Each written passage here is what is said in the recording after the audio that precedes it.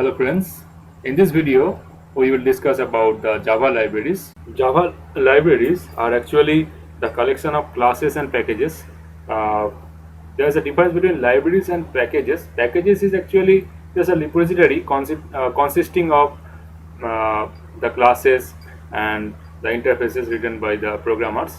This is a repository in which the programmers written classes and interfaces are there, and libraries is a collection of built-in packages and built-in classes that is already written, and these libraries can be used by several Java applications, and also several Java programs can also use it.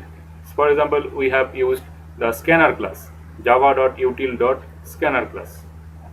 This util is a package, java.util is a library, you can say. And also java.lang is also another library. We know that java.lang.object is the root class of all the classes we write. Also other libraries like java.io, java.swing, java.awt. Java.swing and java.awt will be used here in the module 3 for animation purpose.